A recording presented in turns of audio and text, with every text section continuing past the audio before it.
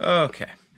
Oh, hello, ladies and gentlemen. I'm back with Razor again from the NetherKast to talk about Mortal Kombat 2, which just came out in theaters last week. Yes, And yes. The movie, and not the game. and well, if you haven't seen it, we're gonna probably be talking about spoilers. So here's your chance to back out. And I apologize for my voice. I have a bit of a cold right now. Anyway, I saw the movie like Tuesday night because it was half off with my friends, and and then the next day I got the cold, so it was like, that was timing. I'm sure you caught it from one of them. Probably, maybe, I don't know. But honestly, compared to the first one, this one was 1,000 times better.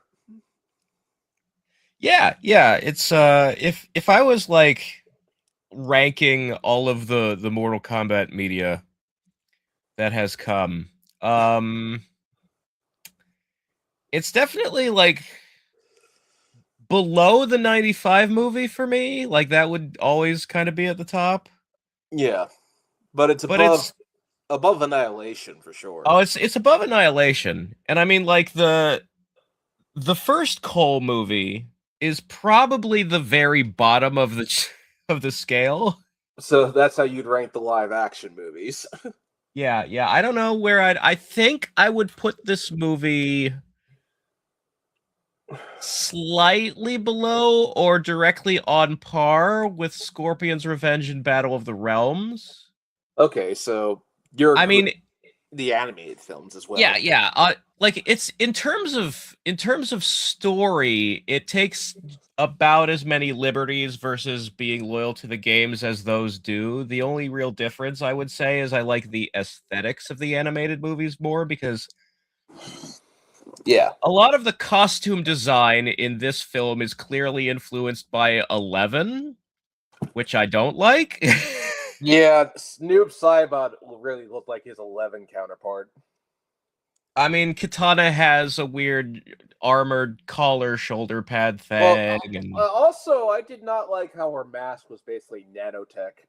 yeah, she has a Star-Lord mask, and then she only wears it for like half of her first fight scene against Johnny Cage, and she takes it off with her hand instead of peeling it back to nanotech. So it's like, why did you put it on with nanotech and then take it off physically?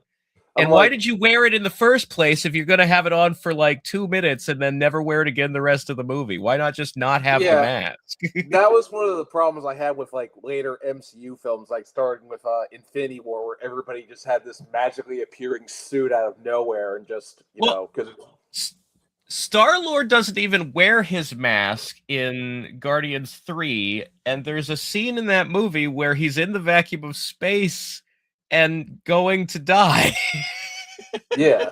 which would Well, never have happened if he'd brought his mask. here's the thing. Compared to the others, Star Lord at least has some kind of physical motion to turn his on and off. Everyone else doesn't have that. Yeah, he had to like he wore like a piece behind his ear that he had to press a button. Katana's just magically comes out of nowhere. How does that work? What is Just it like made of, and how does it respond to her thoughts? just like how with in the MCU, everybody's suit just magically appeared out of nowhere of nanotech. But no, I don't know. I don't like the costume design in these movies, but that's a very minor nitpicky thing. And like the stages, the like they do a good job when they're like recreating certain areas. Like there's a fight at the bottom of the pit, and there's a fight in the dead pool. But Yeah, the vast majority of the movie, like there's three main sets. There's Raiden's Sky Temple, which looks pretty good. There's Shao Kahn's throne room, which is actually an Edenian throne room that he, took over. yeah. Well, that actually reminds me. This film kind of opens with Shao Kahn's conquest of Edenia. Yes, yes. And then there's the majority of the fights take place in like this town square.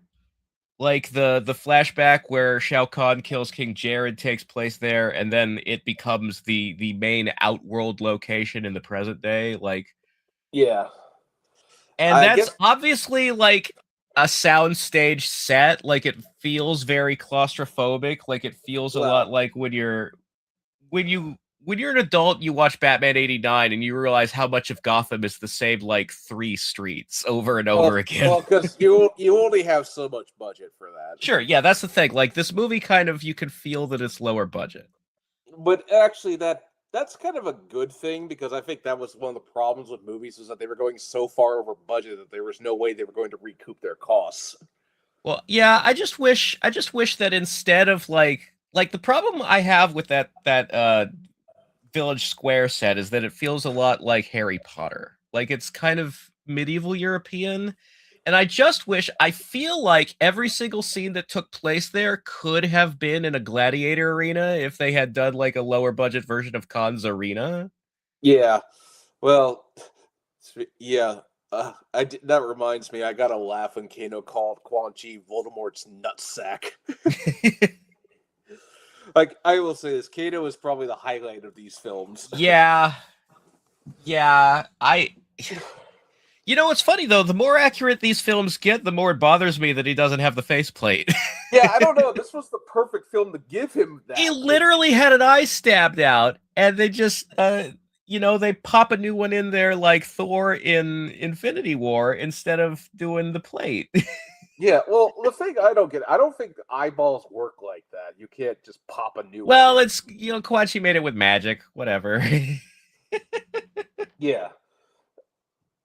But it's like this was the perfect opportunity to give him his faceplate, because everyone knows Kano for that faceplate. Yeah, it's just weird. Like I remember whenever you see something about like the behind the scenes on the '95 movie, one of the things the director will talk about is we were going to do Kano with an eye patch, but when we had some kids come on set, and every time they saw him, they went, "That's not Kano." So that's why they did the faceplate. Yeah. Well, excuse me. Yeah.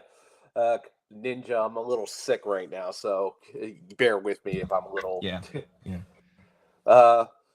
Well, so one thing I thought was, so this movie, the advertisements made it look like it was Johnny Cage's movie, and while he has an arc, it's really more Katana's movie, I think. Yeah, it's kind of half and half. Johnny is the main character of a B plot that's all about him living up to his potential and discovering that he could be a hero. But he's the main hero of the side story, which is about. So the plot of this movie is that they're holding the MK2 tournament, basically. But yeah, this movie's kind of a mix of MK2 with some elements of 9 and 11, I'd say. Yeah, it's so the main like or change or not MK2 thing going on here is that so in the first movie, this is funny. This movie is it is a direct sequel. Like it will have flashbacks and stuff, and it will show things and reference things that happened in the first film. So it's not like they're trying to forget about the first movie. They're not exactly doing a the Suicide Squad compared to the first Suicide Squad, where they completely ignore the first one. Or they are. It was a soft reboot. They didn't soft reboot here. It is a direct sequel, and they forget nothing, but they simply choose to never say the word Arcana and never show a dragon tattoo. They just say powers. Yes, they just talk about powers. What's funny to me is that in the first movie, there was this little throwaway gag where Kano pockets Shinnok's amulet while he's in Raiden's temple. And that's a major plot point in this movie, because the whole reason they bring Kano back from the dead is they want Shinnok's amulet. And they're like, "Where did you keep it?" And he's like, "Probably in my pocket with all the other shit I steal." And they're like, and then Jade is like, "We could have left him dead." Yeah. Well, no, they actually say Quan Chi didn't resurrect him as a remnant because there wasn't anything to corrupt. Well, yeah, he says he wasn't worth the effort. Yeah.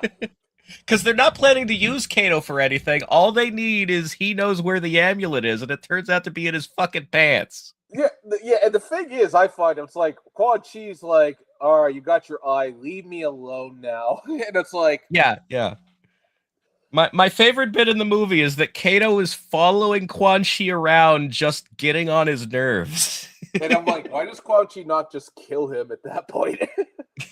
Yeah, Quan doesn't do anything in this movie except resurrect the dead and get made fun of. Like, no, Yeah, that's not entirely true. He does like fight Sonya and Johnny a little bit when like the bad guys attack Raiden's temple. Because what happens is, so they get the amulet off Kano, and Shao Kahn's plan is that in this movie the amulet needs to be charged, like it doesn't have any energy. So they yeah, have to like they they have to steal. steal Raiden's powers to charge the amulet. And the way they do that is they have Revenant Kung Lao like surprise attack him and slit his throat with the hat. And Yeah, then Quan and Shang teleport in to steal his not soul, but like blue god power. yeah, And it and doesn't kill Raiden. Like they get like interrupted and run away, but they get enough of his energy for the plan to still work. yeah, and well, what was it? Like that just leaves Raiden out of action for. Yeah. Raiden is sidelined like Zordon in the Power Rangers movie, like the 91.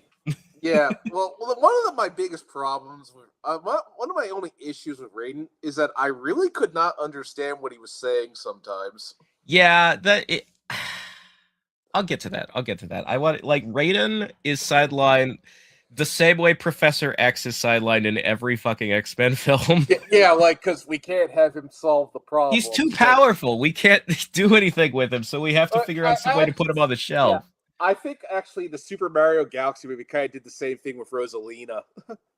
Yeah, well, I forgive it for that because Mario games are about rescuing a princess, so it's about time that a princess had to be rescued in one of those movies. Yeah, but I think it's the same principle. She was too powerful to solve the problem. You had to come up with reasons for why she couldn't do that.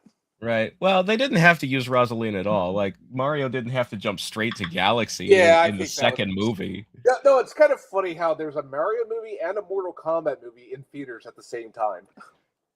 Yeah, everything old is new again. Yeah.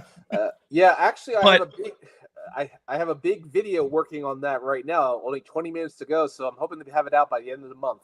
Anyway, what were you gonna say? So like I was saying, Johnny's the main character of the B plot. Johnny is the main guy who is like, because he's eliminated in the first round of the first fight in this movie, other than the Jared flashback, is Johnny getting defeated. Yeah, and that's his contribution to the tournament because he's still at the point where he doesn't want to have anything to do with it. Yeah, he doesn't know how to do a shadow kick yet. Yeah, I always kind of wish he did the nut punch on Katana, but I guess that would have been too much. Yeah, you're never gonna see that. He couldn't even punch girls in the arcade era games. He would do the split and then not throw the punch. Yeah, well, I mean, starting with the NetherRealm era, he could, but sure, but they're never gonna have him punching a girl in the. Anyway, so Johnny is the main character of the B plot, which is get the amulet back, save Raiden, make it so Shao Kahn is not invincible. Because while Kahn has the power of the amulet, he has a healing factor, which is my biggest complaint with the movie, actually, is that Shao Kahn, like, when they keep, like, wounding him and cutting his throat to show how fast he heals and how invincible he is while he has those powers. But when Raiden's throat was slit to steal the powers, it didn't heal anywhere near that fast. Yeah. So the guy whose powers you are stealing, when he had the powers, it was weaker. Yeah. Well, that leads me to the point. It was like the movie doesn't have much plot; it's mainly fights. You know? Yeah. I mean, it is about a Mortal Kombat tournament, which the first one. So I have to give it that. Yeah. Yeah, and it's like, you know, I think actually, the way the Revenants were, they basically just had red eyes, from what I could tell. The Kung Lao and Sindel. Well, they were kind of blackish red. They had like a lot of like dark baggy eye makeup on. They were pale with dark circles under their eyes is the main thing. But yeah, like the main plot is simply the Mortal Kombat II tournament, but the big problem is that Shao Kahn is fighting in it and he has he's gotten this MacGuffin that makes him invincible. So while the A plot is everybody fighting in the tournament, the B plot is Johnny trying to destroy the amulet so that Khan won't be invincible anymore. Yeah, and here's the thing. I'll say this: I knew it was coming because it was leaked, but I actually felt bad for Cole when he got killed. Surprisingly, fuck him. But I mean, it was like he actually put up a fight against Shao Kahn before he took him out. Yeah, that was the thing. They wanted to I guess throw people's expectations. Like anybody who's not familiar with the games but saw the first movie will be going in thinking Cole is the main character. So the fact that he gets in some good hits on Shao Kahn and would have killed him if he wasn't invincible and didn't have the healing power, that was sort of their the bare minimum that they felt they had to give Cole, I suppose. Because Cole has like 3 lines of dialogue maybe before in the whole movie. And then, like, once the second round of the tournament starts, he's immediately out of there. Yeah, Cole needs to be Scorpion. I don't know about that if they're gonna do that. No, what I've seen in interviews is that they really like Louis Tan and they want to have him come back and play a different character. I think like maybe Kenshi. He'd be perfect. Yeah, a lot of people say Kenshi because the blindfold will hide some of his face, make it less awkward to be like, that guy looks exactly like Cole. Yeah, well, he should have been Kenshi from the beginning. Yeah, yeah. I think there's actually, they could actually the whole problem. Well, I don't know if like because then they'll want to like show his face more, and I hate it when Ermac doesn't wear a mask. Yeah, that's true. That actually, that's the funny thing. We don't see how Scorpion reacts to Cole dying, even though he's his descendant. Look, if someone was that distantly related to me, I wouldn't really care about them either. Like, oh no, my great grandson I met once for 5 minutes. Yeah, what a shame. Yeah, well, okay. Before we get to Scorpion, I think there was also who was after Katana versus Johnny Cage. What was it was Sonya versus Sindel. Yeah, Sonya versus Sindel. One thing that was kind of disappointing was Sindel didn't use her hair. I don't know. It's difficult to animate stretchy things. That's why they Mr. Fantastic in Fantastic Four movies is sort of he doesn't get to use his powers as much as the others because it looks kind of weird in the CGI. Yeah. They always hold back on that. But yeah, Sindel was kind of meh because I don't know. The funny thing about Sindel was that at the beginning she's obviously heartbroken when Shao Kahn kills Jared, but then we just see her as a revenant later with no explanation. Yeah, they never talk about how she died and came back. She just is MK3 Sindel when she shows up in this movie. And I don't know, Sindel as a character is one of those things where I'm always sort of like, why even do the character if you're not going to do the plot of Mortal Kombat 3? Because this movie does end with Shao Kahn dead. It ends in a way where 3 would be very difficult to make sense. Well, I think they're going to do Shinnok next. Yeah, that it's probably like maybe they'll try to throw some 3 imagery in there where they do invade Earth and we do get it set in like a modern city. But I don't know, that may be a budget concern thing because these movies are somewhere B tier money wise clearly to Warner Brothers in terms of what they'll spend on them. But if this one is successful enough, because the first one of its problems was that it was released directly to streaming because it was right during COVID. Yeah.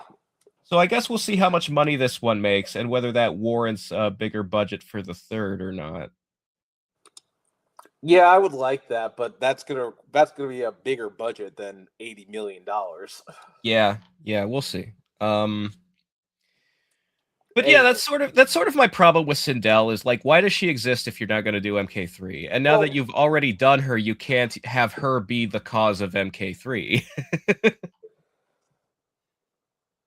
I don't know. I don't care for the character a whole lot, I guess, of Sindel, and the way she's used in this movie is nearly irrelevant too. Like she's in there just to have one more outworld fighter for the tournament, someone for Sonya to go up against. And then so there's this kind of uncomfortable thing the movie does where Sonya gets killed, or Sonya kills Sindel. Sonya kills Sindel by like leg grabbing her head first into a spike at the bottom of the pit. Yeah. And they establish like, oh, Quan Chi can just bring anybody back anytime you like. So Sindel shows up again in the middle of the movie. At the point where Kitana has basically been caught, you know, talking to the Earthrealmers, and she's, you know, being arrested for treason, as often happens in MK2 adaptations. Yeah. And Sindel is in that scene, like, sitting in the throne room next to Shao Kahn, and Shao Kahn is, like, threatening to kill her again in order to get Kitana to talk, because obviously Kitana still cares for her mother, even though her mother is a mind-controlled zombie slave. Yeah, well, don't they say something like, oh, if the head's destroyed, you can't bring it back? Yeah, he says Quan Chi was able to bring her back, but he might not be able to do it again if there's nothing left of her because her scalp is dripping off my fingers or whatever, and he's, like, threatening to crush her head in his hand. Which means Cole is definitively dead. Yes. Cole's head was destroyed with the Wrath Hammer, and the rest of his remains were broomed like a janitor into the acid of the dead pool. Yeah, I agree. Shao Kahn actually was done very well. So they kind of established that they can only resurrect people if there's enough of their remains left to do so, especially the head. And, like, I guess whatever wound you have, you're stuck with, because when Kano was brought back, he still had a big gaping wound for an eye, but all of the damage around the eye socket went away when he got his new eye back. So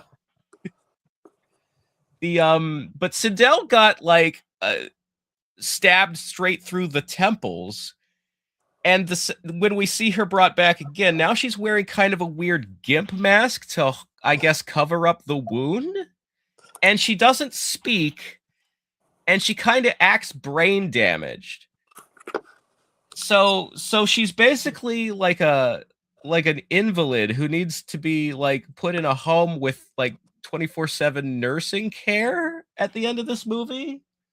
Yeah. And they never talk about that, because at the end of the movie, when Shao Kahn is defeated and Kitana takes the throne, the only people in the throne room are her and Jade. Where did Sindel go? Has she been shipped off to the nursing home off screen because she's fucking brain damaged now? That's weird. Yeah, I don't know. They just well, at the end, we're not going to talk about it. We're not. She's a vegetable, and we're not going to talk about it. Well, at the end, they basically say that, okay, well, we're going to go save everybody, and it's like, you know. Yeah, they did. The end of this movie is the good guys going, now that that's over, we're going to bring everybody back from the dead. Yeah. Death means nothing in these fucking movies. No, yeah, it's like, no, it's like, well, no, they brought, what Head said is that they made Quan Chi a sniveling little weasel, and it's like, yeah, he really is kind of like, you know. Yeah, it does kind of bother me that there's not even, like, any indication. Like, they're doing this whole plot with Shinnok's amulet, and Quan Chi's there the entire time, and there's no teasing that, like, Quan wants the amulet for himself, or that he wants the plan to go bad so that Shinnok will benefit, or anything like that. He's just straight up working for Shao Kahn and doing what Shao Kahn tells him to do, and that's Quan Chi's whole character. Yeah. Well, because, let's see, after Sonya versus Sindel, it was Jax versus Jade. One thing I actually want to say I liked was they actually did the Katana's a double agent from MK2. They actually adapted that. Yes. Katana's backstory here is pretty much identical to the 95 movie and all the Threshold stuff, where there was never a point in time where she didn't know who her real father was. You know, she was old enough when Shao Kahn took over that she remembers Jared, and so she's, you know, Kahn adopts her in the flashback. He's like, after he kills Jared, he's like, "You're my daughter now," and they never say why. Why does he want that? What? Yeah. But it's still very much like in the style of the Threshold Katana, where she is openly she's a member of Khan's kingdom and has to pretend to be loyal to him so he won't kill her or anything, but whenever he's not looking, she's working against him. Yeah. So there's no none of the stuff I didn't like in MK9, where it's like Raiden has to like, hey, you should go check out the flesh pits, and she gets herself in trouble, and then nobody's there to rescue her, because Raiden basically fucked her over in 9, but Yeah. but And, yeah, so Katana is like, she got a necklace from Jared in the flashback, and the necklace will let her communicate with Raiden, because I guess Raiden and Jared. Have I said Jarek? I meant Jared. King Jared, Katana's father, gives her a necklace as a gift from Lord Raiden, because King Jared and Raiden are friends. Although we don't ever see Jared and Raiden interact on screen, Raiden's not in the flashback. And also, Raiden is a god of Earthrealm, so it's weird that. But I don't know. We're not going to talk about that. So Katana uses this necklace to teleport to Raiden's Sky Temple whenever she wants, and feed the Earthrealmers intel. And one of the odd things in this movie is that so Sonya is the main character who interacts with Johnny Cage. So even though there's no romance teased or anything, it would be very easy to start one in a sequel. yeah. Katana and Liu Kang have a couple of scenes in the movie where they're in the same room, because like Katana keeps coming to the Sky Temple to give them intel, and then in the final battle against Shao Kahn, Liu and Katana are both there. But Liu and Katana never speak to each other and don't have any relationship at all. Yeah.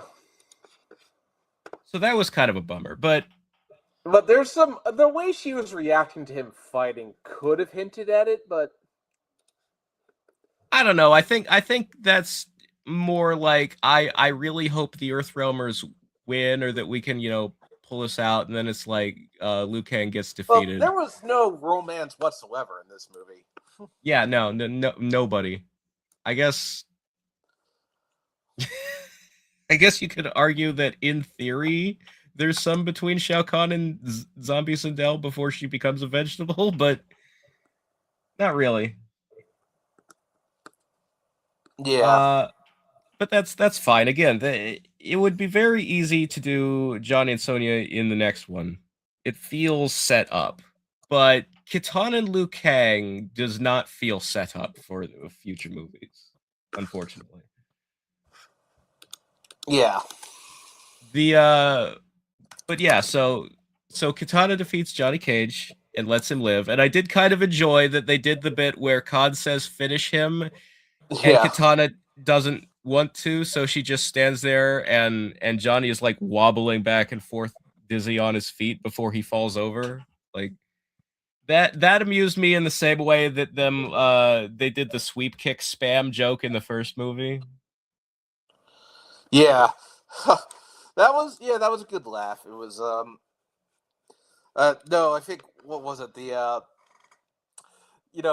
I think the best fight in the movie, well, Jax versus Jade was, that was okay, and Jax beats Jade, and then he spares her because, he's like, you spared one of us, so we're gonna spare one of you, and then I think Liu Kang versus Kung Lao was the best fight in the movie.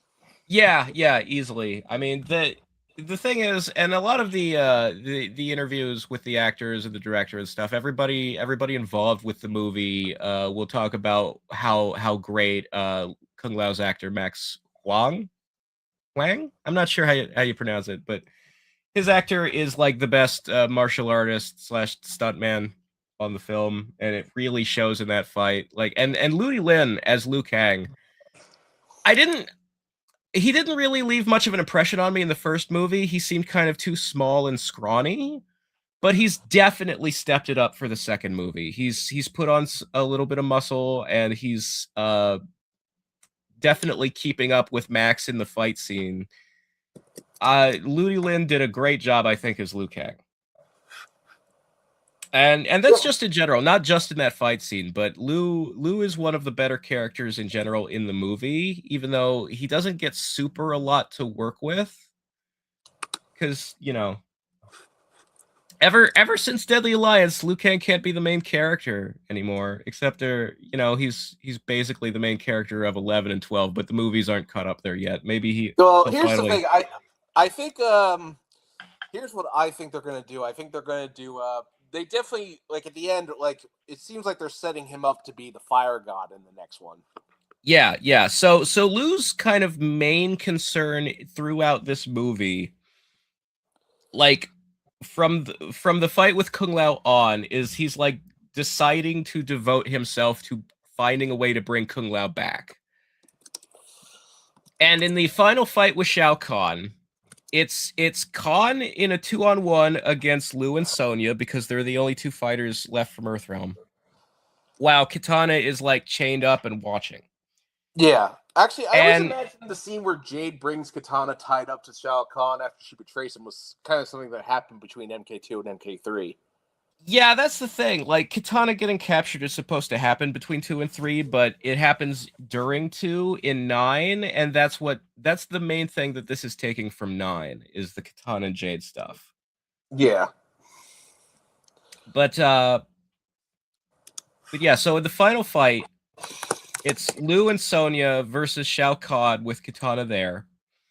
And Liu gets stabbed through with the pointy handle of Khan's Wrath Hammer. And I will say, it's kind of weird. Stabbing people with the pointy end of the Wrath Hammer is kind of Shao Kahn's go-to move in this movie. He does it like 3 or 4 times to people.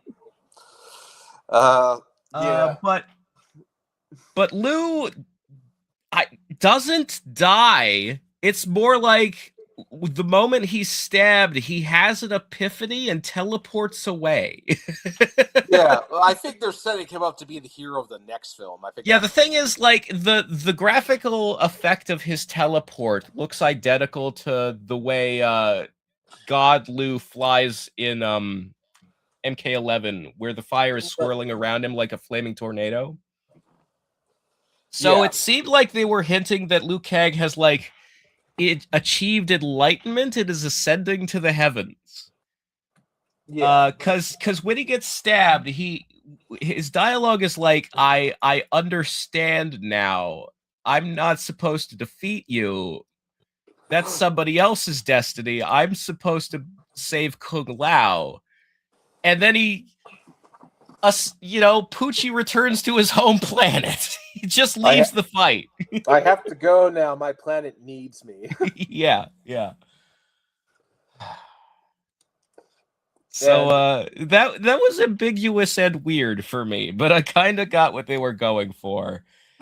And it's kind of a relief that he's not technically dead. Yeah. Because the rumors said that he was dead, but I'm kind of glad that it was like, no, he's not dead. He's just like, yeah. I mean, you can see how somebody would like walk away from the movie thinking he's dead. But my reaction was, is he dead? I don't even know. I don't think he is. No, they made it look like, yeah, he's definitely going to be back in the third movie. And probably going to be like, he's probably going to be like the fire god in the next movie. Yeah, he's like becoming a higher power or achieving enlightenment or something. Well, the thing I liked was they threw out Cole being the chosen one and said, no, Liu Kang's the best fighter.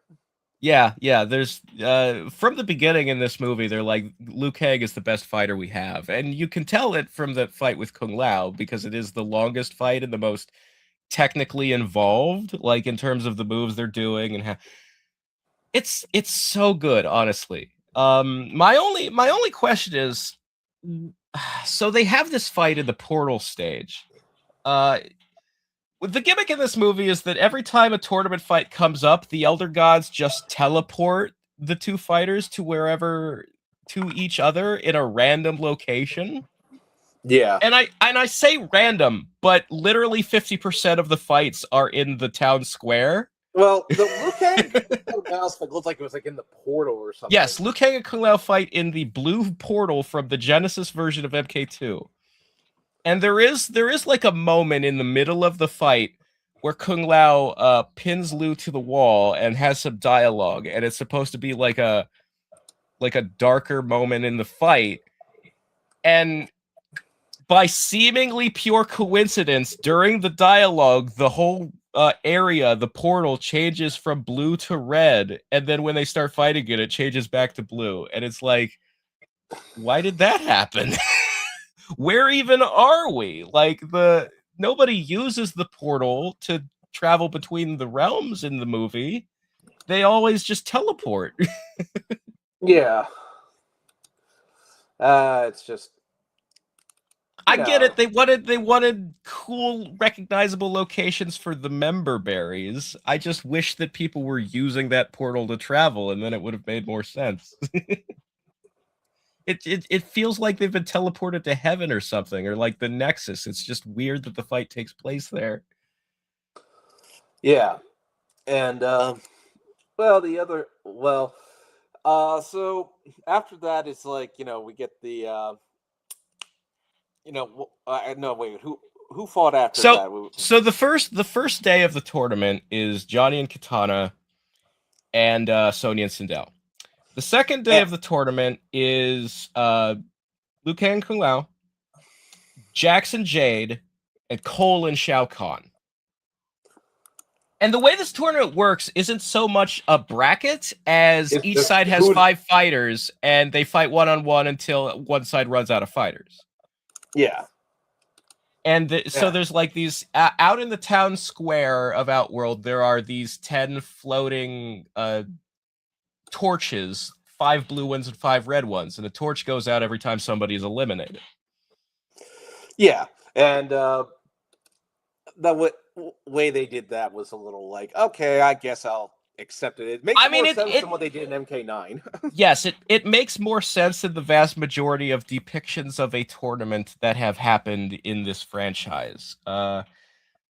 It is an ongoing problem in Mortal Kombat media, both the games and adaptations, that whenever they have a quote-unquote tournament, you're never quite sure what the rules are, or if there's a bracket or not.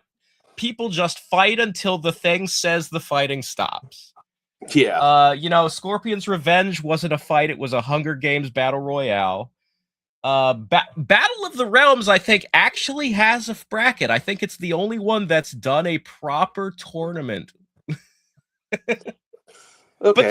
But there are 10 torches, and when 5 goes out, your side win. That makes as much sense as anything, really. It's fine.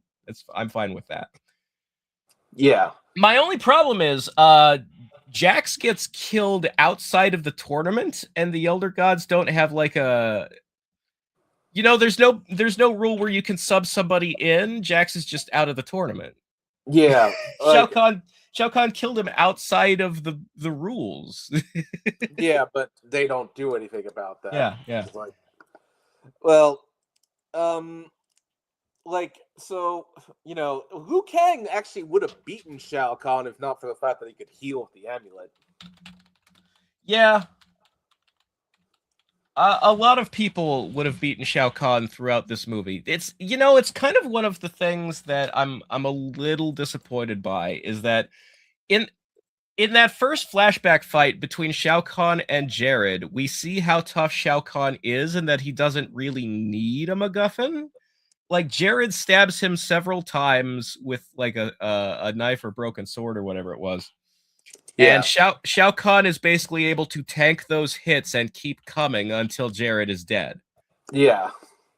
I would have liked if that was how Shao Kahn worked in the whole movie, that he's just so super tough. But I mean, they had to come up with a B plot for something for Johnny to do, because Johnny gets eliminated right at the beginning. And, how are we going to work Scorpion into this movie? How are we going to, give the funny thing Kano something to do and Jade something to do? And those all all the characters who aren't part of the tournament or who are eliminated from the tournament, eventually their purpose in the third act is the B plot, the amulet stuff. Yeah, I think the problem is it's like, we're skipping a bit when they go to recruit Baraka, and Actually, Yeah, so that's the funniest part of the movie where they're like, where he challenges Johnny to the fight, and Lou, Sonya, and Jack's like, "Oh, you're gonna die. Yeah, you're definitely gonna die." And he's like, "Wait, what?" yeah, this is the moment where Johnny has to actually like, I guess, have a change of heart or a realization to like start fighting for serious and like actually like start becoming a Mortal Kombat character. Yeah. So but yeah, so that the the reason they're fighting Baraka is that Kitana comes and tells them this is why Cole died. Shao Kahn has these amulet powers and he's invincible now. So you're gonna have to sneak into the castle and steal the amulet and destroy it. And they're Yeah. like, well, how do we get into the castle? The only thing that's not guarded is a tunnel that runs through the Tarkatan camp. So they have to go to the Tarkatan camp and get Baraka to let them use the tunnel. They have to Yeah. convince him to take their side, basically.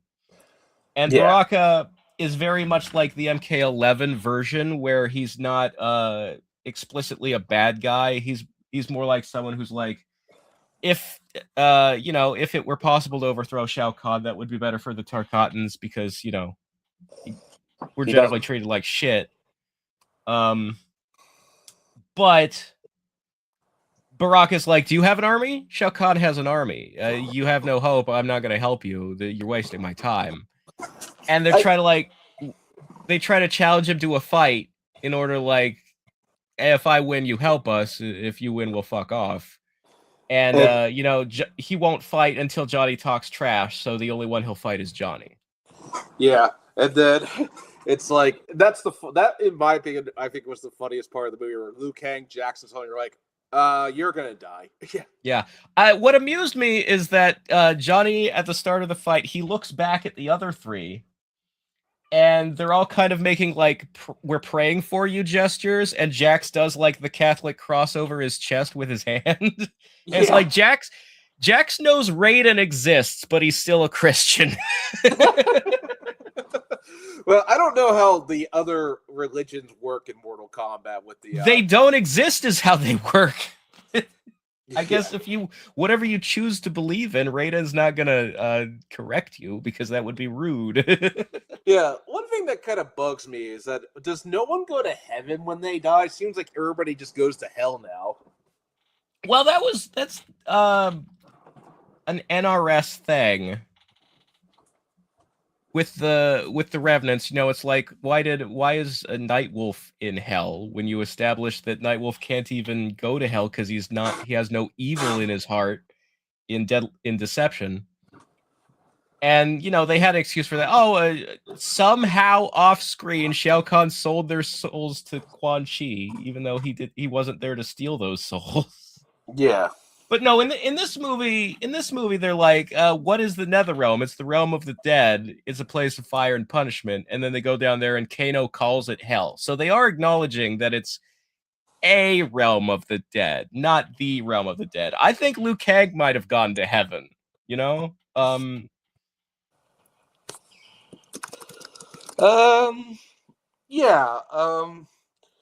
Well, the other thing was Johnny Cage does the nut punch on Baraka this time. Yeah. That's kind of how the fight ends. Baraka stops the fight when he gets hit in the nuts.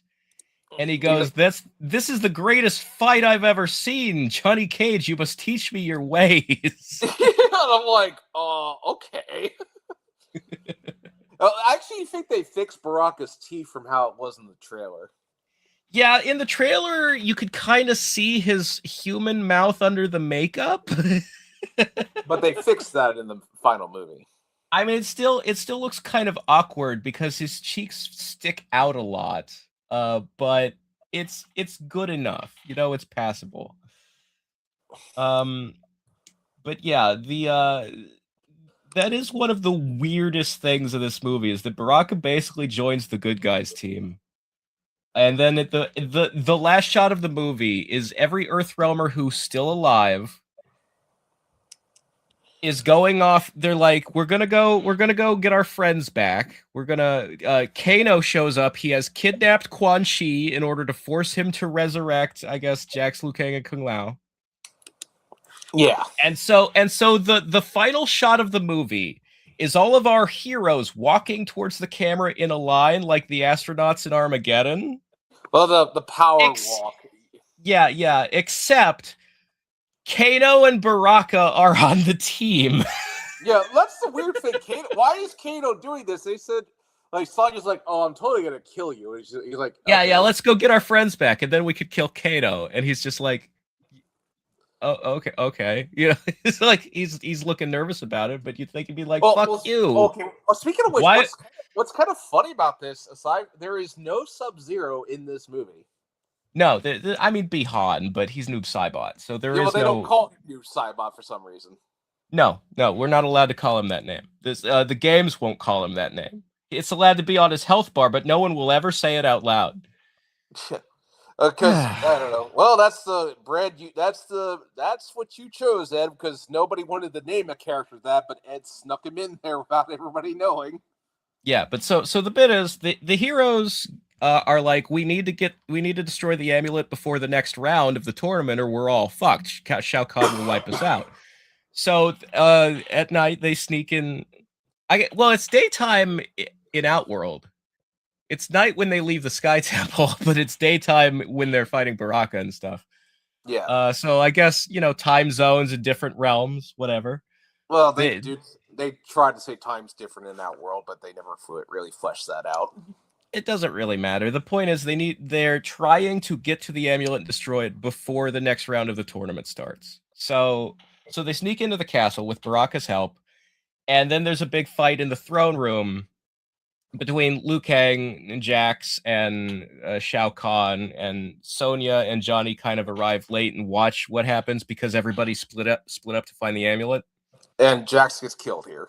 Yeah, so Liu Kang kind of finds the amulet first. It has a bunch of fight with Shao Kahn, and then Jax comes in too. And Jax, using the strength of his bionic arms, is able to like rip open the cage the amulet's in.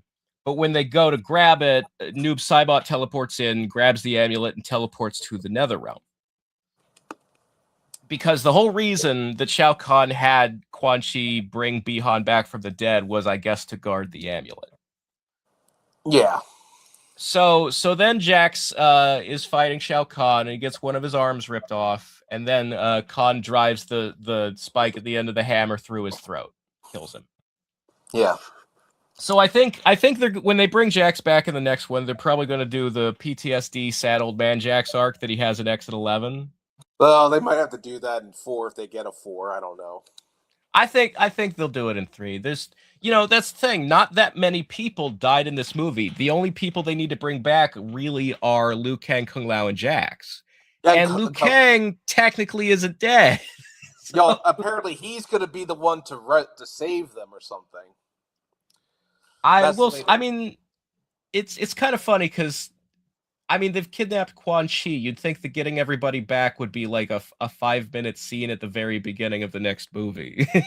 Yeah, but I'm thinking the next one is going to be Shinnok. He's going to be the bad guy. Yeah, I mean, I'll speculate as we get further into the plot. So the Noob Saibot has taken the amulet to hell. Yeah. And Jax has been killed, and then before Shao Kahn can kill anybody else, the people remaining are teleported to their next fight in the tournament. So Liu Kang, Sonya, and Shao Kahn teleport out of the throne room, and Johnny is left there alone. And then Kano comes in with guards like he's going to arrest Johnny. And he's like, line up just a little bit right there, and boom, it kills them. Yeah, he lasers the guards, and Johnny's like, what the fuck is going on? He's like, Kano says, old Kano's about to ride in on a big fucking white horse and save your stupid asses. Yeah. Well, no, so Kano and Johnny go back to the Sky Temple, where Raiden is still alive, but on like he's floating in midair, like he's on a bed, but there's no bed there. Power Rangers movie. Yeah. So Kano explains to them that basically he doesn't want to be on the bad guy's side because Outworld fucking sucks. It's all dirt and rocks and sad fucking people. That's what he says. And they're like, why should we trust you? And he's like, because I know where the amulet is. It's in the Nether Realm. That's where Bihan took it. And Raiden is the only one who can get them to the Nether Realm. You know, he has enough power to teleport them there before he dies. So it's Johnny and Kano as a team going to get the amulet, and Raiden says you won't survive the Nether Realm without a guide, so he sends them to Scorpion. Yeah, and he's like, I don't want to help you, but then when he finds out Bihan is there, he's like, all right, okay. Kano's just like, Bihan's still alive. And he's like, okay, I'm gonna kill him. Yeah. This is the only moment in the movie where like Kano calls him that Sub-Zero fucker. that's your only mention of Sub-Zero in the movie because Kuai Lang's not in it. I'm hoping the next one has Kuai Lang become the new Sub-Zero as a good guy. Yeah, I mean you have to do Sub-Zero in a Mortal Kombat movie. It's weird to not have Sub-Zero. Yeah, well, technically you do have him. They just say, "Oh, he became Noob Saibot," but that's what I'm saying. That's their excuse for not having a Sub-Zero in this movie is that technically there is one. He's just Noob Saibot. Well, you know what's funny? Even in the end credits, when they were doing like the names of the characters, they still called him Bihan. They didn't call him Noob Saibot. Yeah. Their remix of Techno Syndrome has Cole Young and Bihan in the character names part. Yeah.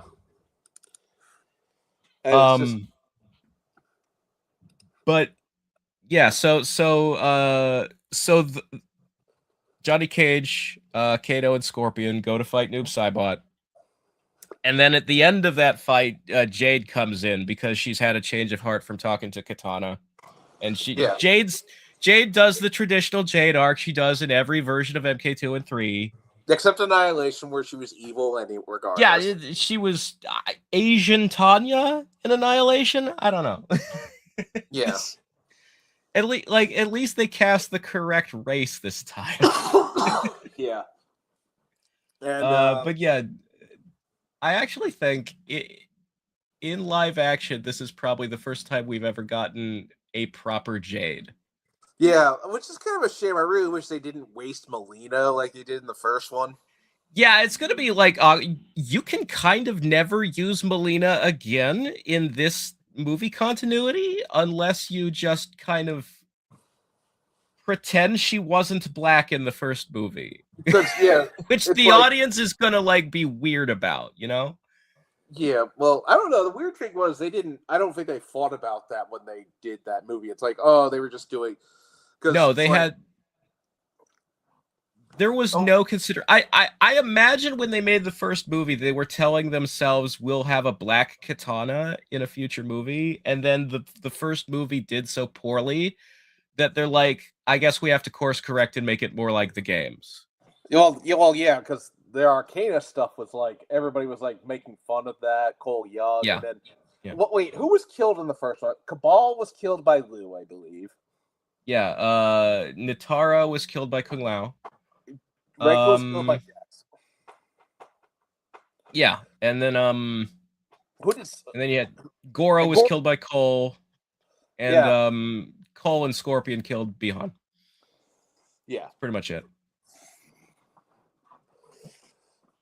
But yeah, so we haven't talked about Shang Tsung yet.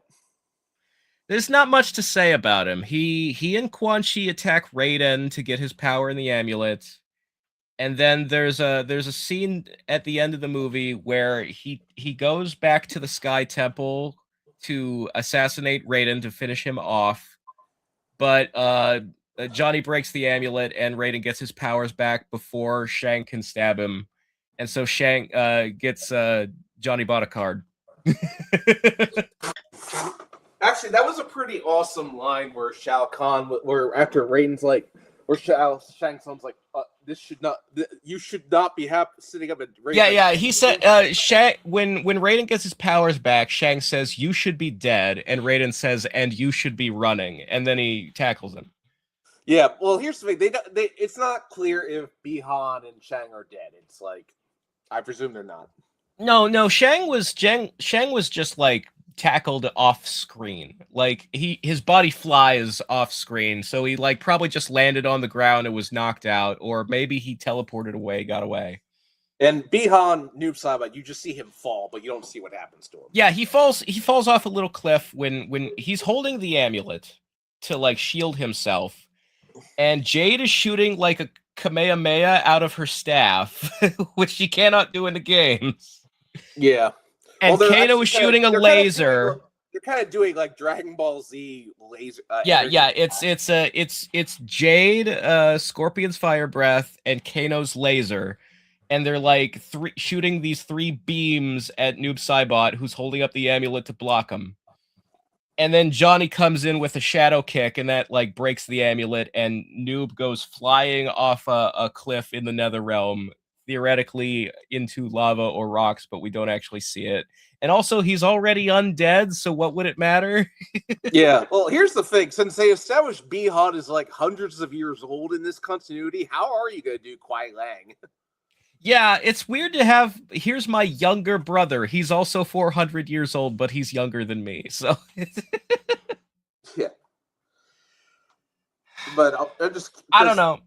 They gotta have Kuai Lang in the next one. They did Bihan's lore so fucking weird in the first movie. Like, so he's from the 1600s. And it seems like after killing Scorpion, he immediately left the Lin Kuei and joined the Outworlders. And for some reason, he's still alive in the present day. So, like, does Kuai Liang even know him? Have they not seen each other in hundreds of years? Well, here's also the weird thing. Katana's not 10,000 years old in this version. Isn't she? Did they have a date on the flashback? No, I think it's... They say the fall of Edeni was 25 years ago. That can't be right. I don't remember a line like that. I mean, Raiden says the tournament is held every 20 years in these movies, as opposed to 50 in the games. But I think that's just their interpretation of what once a generation means. They didn't actually look into the numbers. Yeah. Because, like, I mean, the whole bit is that Shao Kahn has been trying to invade Earthrealm at least since Scorpion was a champion in the tournament 400 years ago. Like, that's the reason Sub-Zero is sent to kill him, is because he's one of Earth's champions. And the tournament is going on back then. So, Edenia has to have been conquered more than 400 years ago. Yeah, I guess so. But it was like... Yeah, I don't remember them saying any line about Edenia being conquered when it happened. I imagine it's still 10,000. Well, one thing I'll say is that they definitely did Shao Kahn well. He was actually pretty intimidating in this movie. Yeah, I mean, Shao Kahn is Shao Kahn, and they did, like I said, he didn't need the amulet subplot. He was already tanky enough. They could have still made him, like, seem invincible all the way up until the end of the movie when Kitana finally defeats him. Because, like, even when he loses the amulet powers and Kitana starts fighting him, she still stabs him a bunch of times, and he still almost kills her. And there's this whole moment where she's, like, slashed his throat repeatedly, stabbed one of her fans into his jugular, and he still manages to, like, grab her by the neck and is choking her out. And her arms go limp like she's done. And then she has a moment where she thinks about her dad, and she gets the resolve to wake back up and keep fighting. And she does this thing. They set up this bit where, like, she has, like, a blue hair tie, which she got from, it was like a ribbon on her dad's belt when he died that she took from him.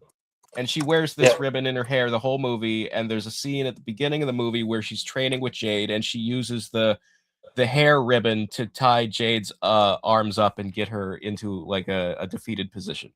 Yeah.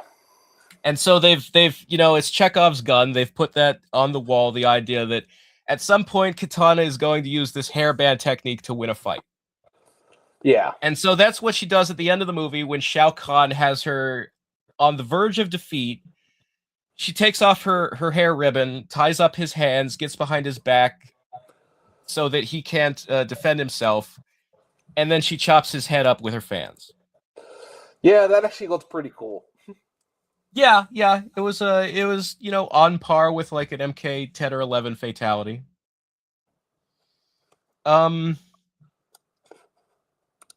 But my point is, Shao Kahn takes so much damage in that fight that it kind of proves the point that he didn't really need the amulet invincibility stuff. Yeah, He could have just killed Cole and Jax by being super tough. But again, the whole reason for the amulet subplot feels like it was to give all the other characters something to do. Well, that's the After problem. their, When you have so many characters. It's like, yeah.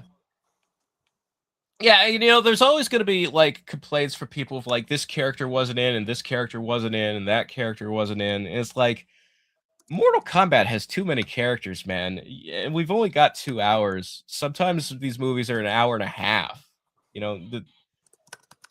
There's just not enough room for everybody. And trying to squeeze them all in was one of the reasons that Annihilation or like the Jean-Claude Van Damme Street Fighter are so bad, is they're trying, The writer on that Street Fighter movie specifically said there are too many characters in like Super Street Fighter 2 Turbo. I can't get them all. And he agreed to write the script on the assumption that it would be okay to leave some people out. But with every draft he turned in, Capcom made him squeeze another character in. And that's why Dalzim's a mad scientist and Honda's a cameraman. And yeah. The only character that didn't make it in was Fei Long, and he's technically a different character. Yeah. Well, here's the funny thing. I love the story of how that movie happened. Apparently, he was told, it was like, we need a script for the movie, and they're leaving tomorrow morning. And he like looks at his watch. It's like a little after 9 o'clock, and he had to basically stay up all night and write the script so they would have something. Speaking of which, that Street Fighter movie, looks like that might be dumb fun. Yeah, I think it'll be at least as much here's some things from the game you recognize up on the screen as like the Mario movies. Yeah. One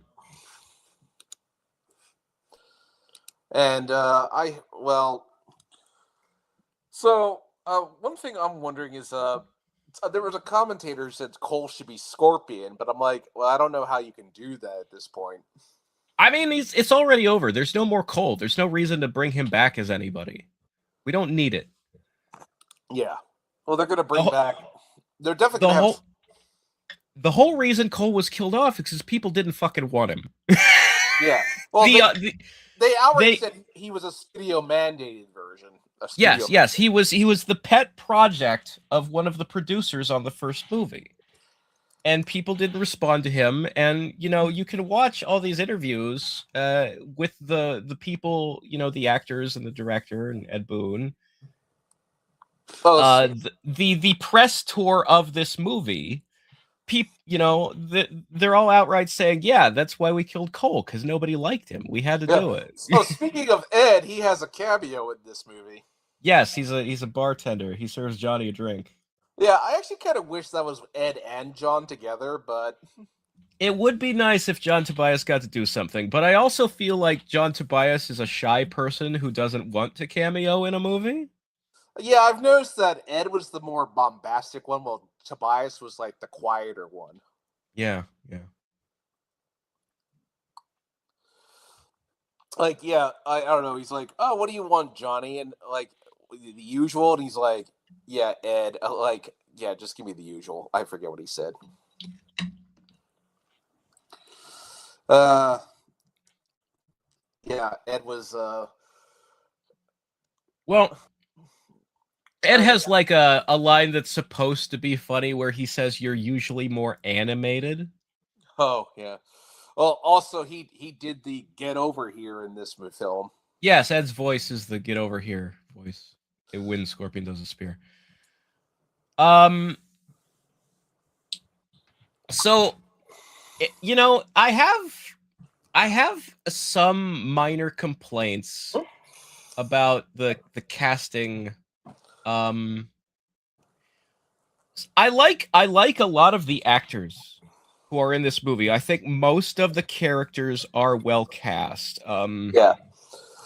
There's only 3 characters in the whole movie where the actor kind of takes me out of it. One of them is Carl Urban as Johnny Cage. I think he does a good job. Well, I just saw Billy Butcher when I saw. Yeah, see, the problem is that like when Carl Urban does an American accent, all I can hear is his Judge Dredd. His voice is too deep and gravelly for Johnny Cage for me. Yeah. Like it would have been kind of funny if he was like going like oi oi cunt cunt cunt like he does in The Boys. the I don't know. Like I think he did the best that he could. Yeah. But I wonder what these movies would be like if he had been cast as Kato from the beginning, because I love Josh Lawson as Kato. I think that he absolutely nails the part. But I've always thought that like Carl Urban, has that accent too. So what would he be like? And he's a bigger name. And, so it's sort of like if you were fan casting for an MK movie before the first one had ever come out, the first Cole one, Carl Urban is a name you might go for. This guy should play Kano. And I think I said this earlier. I think I can't understand Raiden sometimes. Yeah, so Raiden's actor is apparently very good in his native Japanese. And I've also seen people say that the kind of roles he usually plays are a little more comedic or a little more goofy, they have more personality. He would have been a good Bo Raicho, I'm seeing people say online, and I think I would agree with that. But as Raiden, a big hurdle is that his accent is too thick. You can't super understand him when he's speaking English a lot of the time. Yeah, well, the thing about it was worse in the first movie. He's okay-ish here, but he just doesn't have a lot of presence and is never given much of anything to do. And I think one of the reasons that might be is because the production staff don't feel that he can give that many lines of dialogue because of his accent, so they're sort of reducing Raiden's role. Scorpion actually spoke English this time, whereas the first one he just spoke Japanese. That's true.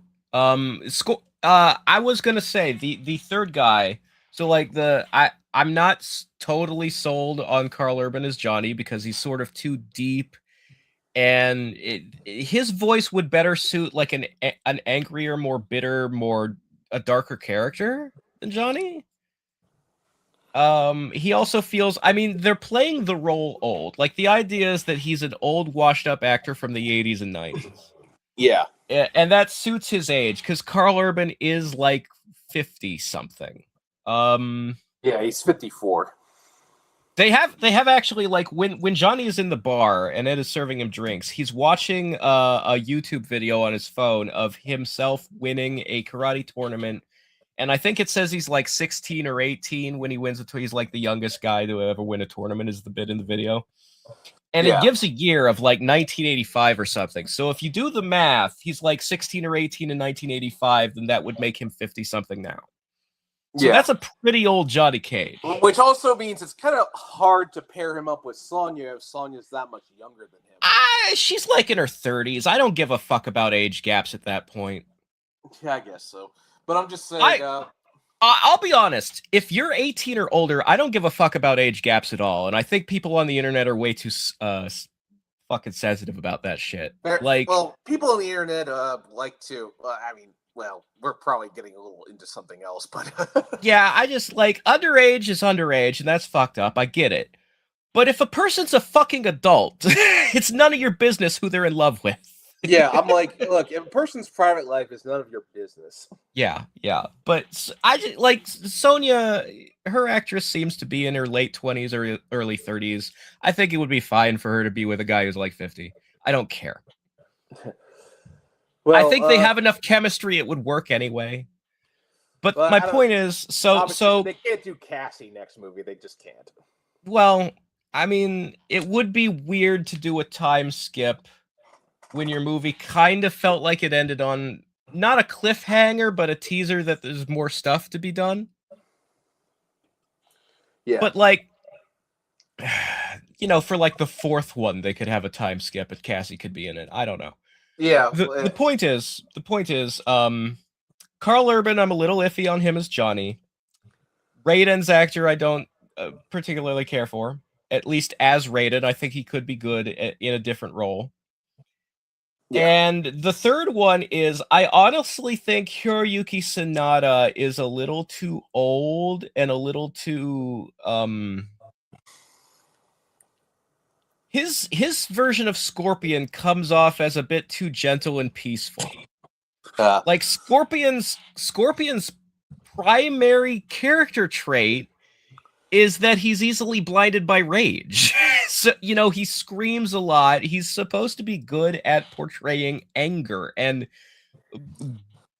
going insane with rage. And I don't think Hiroyuki Sanada can really pull that off.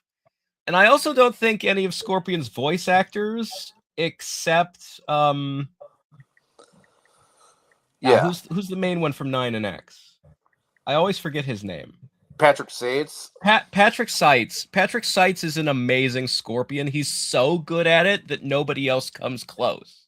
And that's kind of been my problem with, like, the guy who plays Scorpion in 11 is just not as good as Patrick Seitz. And I know they only cast him because there's this social media thing of, like, people who aren't a certain race shouldn't voice characters who are that race, but I don't agree with that because it's voice acting and it's supposed to be the only thing that should matter is the sound of your voice. That's what I say. Like that's why I don't like that they got rid of Grey Alyssa as Azula when she made that character. The other thing is specifically with, like, when NRS recast roles. Well, you said they also do that because you have to give them a raise if they do, like. Yes, I think I'm not sure about this, but I think there's a rule that if you bring someone back more than, like, if they've played a part 3 times, you have to give them a raise the 4th time. And so that's the reason they will recast characters if the actor has already played it in 3 things. Like Patrick Seitz was in MK versus DC and 9 and X. And so they got a different guy for 11. And Tom Choi wasn't Liu Kang in 11 because they... Yeah. But Richard Epcar has done 4. Yeah. So maybe they were willing, but they did get rid of Epcar. Like Travis Willingham does it in Onslaught and as the Dark Raiden from the other timeline in 12. Yeah. He's and I don't know. I actually looked. I was like, wow, Richard Epcar is 71 now. That's kind of surreal to me. That is quite old. That is older than I thought. But he's still actively voicing tons of anime. He does stuff all the time. Yeah. I mostly remember him as Myotismon in Digimon. I tend to think of him as Bato in Ghost in the Shell. That's probably where I first heard him. Yeah. But the thing with Scorpion's actor, like, I think Hiroyuki Sanada was I think he was better in the first movie than he is in this one, which is a weird thing to say about anybody because the first movie is so fucking bad. Yeah. What do you think of the Shang's actor? What's his name? Chin Han. I think he's just not given anything to do in these movies. Also, no one can hold a candle to carry Hiroyuki Tagawa. Yeah, Cary Tagawa is impossible to top. That is a hurdle.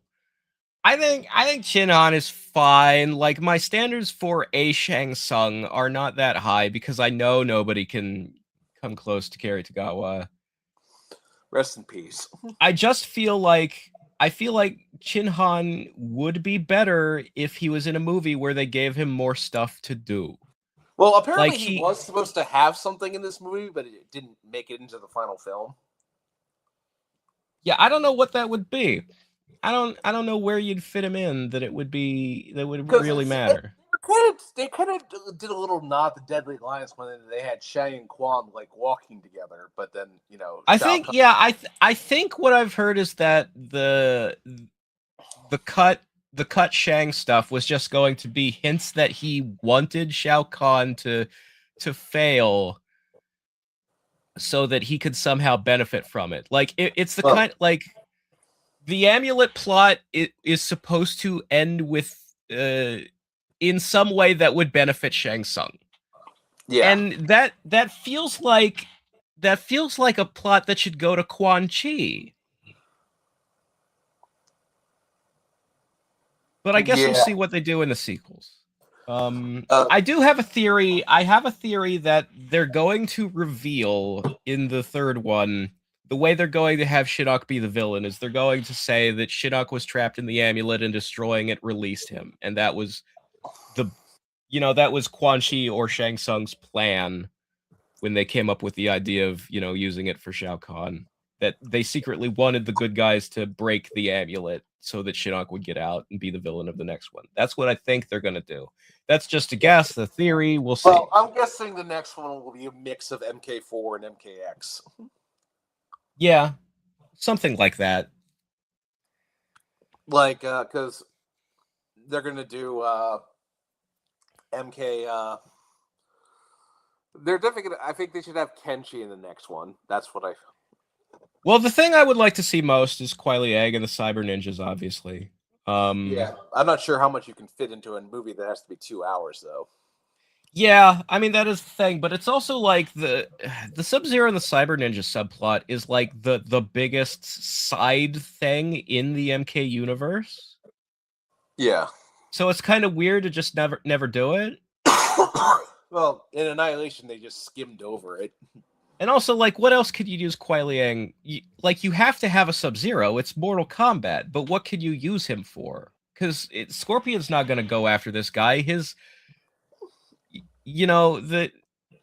revenge against Bi-Han has been visited twice now. He killed him. He got his revenge, and then he got it again against Noob Saibot. Yeah, I'm not sure what you do with Scorpion in the next one. I guess you kind of have to team him up with Kuai Liang.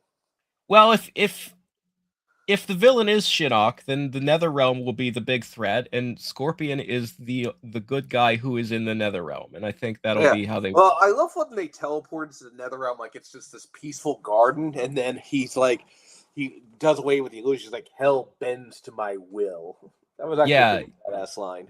Yeah, I kind of like that. The one thing about the Scorpion is that this Scorpion has been dead for hundreds of years, and he's sort of settled into his place, and he's figured out ways to make it comfortable for himself. And that I guess plays into the fact that Hiroyuki Sanada comes off more like a gentle person, more of like a wise master, as opposed to the Scorpion I want to see, who's Angry Man. Yeah. Well, I loved Well, I did like that line in the first movie where he spears Sub-Zero. He's like, I have risen from hell to kill you. It's like, that was actually pretty cool. Yeah, I mean, I don't know if it's the delivery on the lines, but there's a moment in this movie during the fight with Noob Saibot where Noob is like running away and Scorpion is using his spear as a grappling hook to swing on to chase after him. And he says the line from 9, vengeance will be mine. But the tone of voice he says it in, it kind of feels like he's falling asleep. I don't know, man. Well, I actually liked that they had Johnny Cage actually go back to Baraka to keep his word. Yeah. After the bad guys are defeated, the movie ends with Johnny telling Baraka and some Tarkatan children the story of the movie over a campfire. Then they're like, I took some creative liberties. It's like there's the girl you had to save, and Sonya's like, what? And he's like, I took a few creative liberties. Yeah. But I don't know. I like the movie overall. I'd call it like a 7 out of 10. It's certainly one of the... my only complaint, I do wish there were some more moments of the characters like interacting and talking, Yeah, I mean, again, that's too many characters for a 2-hour movie. The problem is... Because MK95, I think, did a better job at developing the 3 leads. Well, one of the things I would say is, so this movie, this franchise is in a weird spot because the reason this film is so much better than the first one is because it followed the games more. It's an almost direct adaptation of just like a version of the MK2 tournament from the games. You know, it takes stuff from 2, it takes stuff from the 9 version of 2, and then it takes Good Guy and Baraka and Kitana being the one to defeat Shao Kahn and take the throne of Outworld. It takes those from 11. So it's taking plot points directly from the games and just putting them up on screen. Yeah. The catch-22 of that is twofold. The first problem is that now that they've ended it the way they've ended it, where Shao Kahn is dead and Kitana controls Outworld, it's much, much harder for the next movie to directly adapt a game. So the next movie is going to have to make up its own shit, just like the first movie did. And that's why the first movie sucked. So hopefully the third one figures out a way to not suck. The second problem is that when you make a movie that is just directly retelling stuff from the games, and you have to fit it into 2 hours, so you can't do a lot of deep exploring of interpersonal relationships.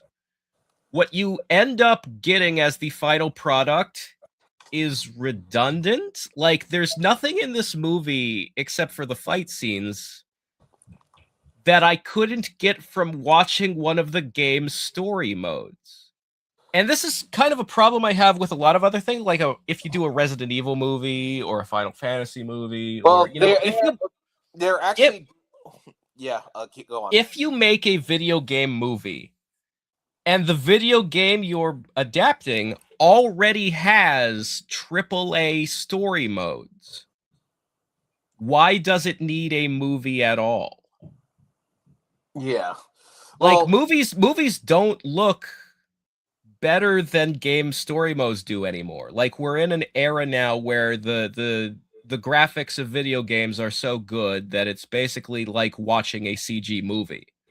Yeah. So you don't need movies anymore. You don't need adaptations of things when you can just get it from the game in the first place. Yeah, well, that's the funny you say that, because one of the trailers I saw when seeing this movie was for the Resident Evil movie, and they're actually saying that during Resident Evil 2 and Resident Evil 3. They say they are, but it's the modern day and it's snowing. And so I've seen a lot of different takes on this, the coming Resident Evil movie by Zach Kreger, and the complaint I keep seeing is that basically all he did was take an original script for a horror movie about zombies and slap the words Raccoon City and Umbrella into it, and he didn't change anything else. Yeah. And my problem is, like, okay, so here you're stuck in this place where, like, if you tell an original story with your movie that's supposed to be adapting a video game, then you're not sticking to the source material, and why do I care? Why do I want to see that movie? But if you are adapting the source material and you're sticking to it, it's still, why do I want to see that movie? I can just play the game and get the same story. Like, I feel like, why was there a Halo TV series when the Halo games have had story modes since the beginning? I don't need a Halo movie or TV series. Well, let's not talk about the Halo TV series because it was garbage. Well, yeah, they took a whole bunch of liberties, and that's why it sucks. But even if you adapt it properly and you don't take any liberties, why do I need to watch it? Like, what are you adding? So that's what the reason the 95 movie was so good is because the arcade games didn't have story modes yet and the characters weren't totally fleshed out yet. So what the 95 movie did is that it added to the characters. It created personalities for them, and those personalities were then transplanted into the game. So the movie improved the source material. Yeah, you can't do that anymore. It doesn't exist. And also because that movie defined how Outworld looked. It defined a lot of things. I mean, it was that's why the 95 movie is so good, is that it's almost canon. It's practically required viewing to understand the Mortal Kombat games. You can't really do that today because games are so advanced now that they don't need movies. Yeah, same thing. The same problem I think The Last of Us TV show is having. Yeah, this it can't add anything new that is actually of value. Yeah. How would you? That's my question, is how would you make a movie that actually adds something to the IP permanently that is a positive addition? So like what are you going to do with these movies? Why even make one? The only thing I could think of that would add to the franchise is if they were allowed to make spin-offs. Like if you made a movie about things that they should make games of but haven't yet. Like, can we see Katana, Melina, and Jade's backstory? Like when they were 3 assassins working for Shao Kahn before MK2. Can you do a series that's just Kuai Liang escaping from the Cyber Initiative? Can he have his own, Well, things like like that make me think 10-episode streaming thing? Like things like that make me think MK would have been better adapted as a TV show. Yeah. I'm just saying the only reason to make an adaptation now is if you can show things that the games can't show. But they haven't done that yet. So it's like, what is the purpose of a movie adaptation when the game already has a story mode? That's all. The Mario and Sonic movies, like they take things from the games, but they don't directly adapt them. Yeah. I think I don't know. I guess just in terms of like raw entertainment value, like something to do to fill 2 hours of my life, I liked the movie. And it's certainly better than a lot of MK stuff. You know, I would put it, if I'm putting them on a shelf, if I'm buying DVDs of everything and I'm putting them in order of how much I like them and want to rewatch them, I think this movie would be right behind 95. Yeah. I think it would occupy like the second place slot if I'm just going with live action stuff. Yeah, but you said you'd put Scorpion's Revenge and Battle of the Rounds above this. Yeah, I think story-wise they're equal, but Scorpion's Revenge and Battle of the Realms look better because they're not influenced by the costume designs from 11. They have 9 and X costumes. 9 and X costumes is why I like those more. Me, I still have not watched Snowblind and Cage Match. I like Cage Match a lot. I don't think Snowblind is a Mortal Kombat story. I think it's fine if you really like Mad Max, but I don't know. I wasn't in the mood for a Mad Max parody, and it wasn't really Mortal Kombat. Okay. It's well, I think what they so basically, what would you like to see in the next one? I guess is my question. I don't know, because I mean, the thing is, you've got to straight follow. You got to do a mainline Mortal Kombat story.